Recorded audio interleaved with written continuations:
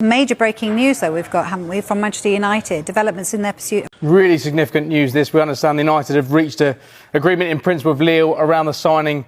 Manchester United, unlike in previous windows where they've just been focused on one player, remember 2 years ago they spent months and months trying to sign Frankie de Jong.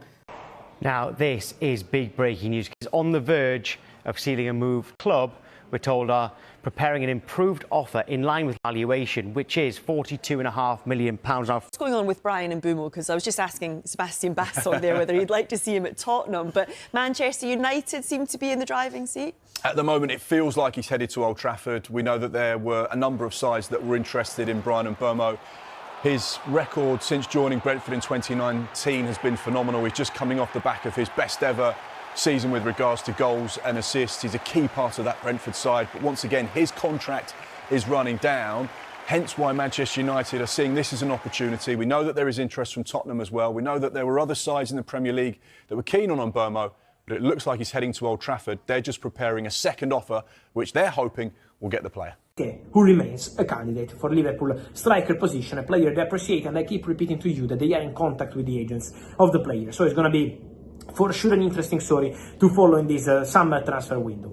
Then guys, there is more to say also on Jadon Sancho, because for Jadon Sancho there are also movements taking place. Manchester United have been clear with the player. They will try to sell him in this first part of the summer transfer window. So if they find a permanent transfer proposal, for Man United is the best solution, and also for the player to part ways on a permanent transfer. At the moment, still nothing concrete in terms of advanced negotiations.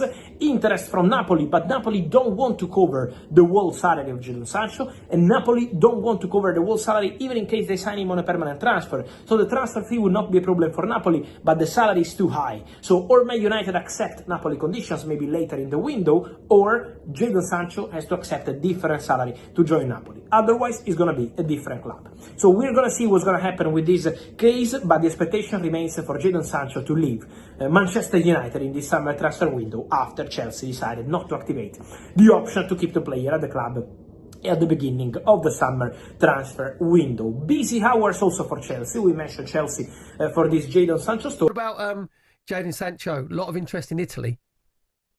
Yeah, Jadon Sancho's got interest in Italy. The latest suitor are Juventus, who have made exploratory calls to understand the terms of the deal. I think with Sancho, the tough part is that there were Chelsea, who basically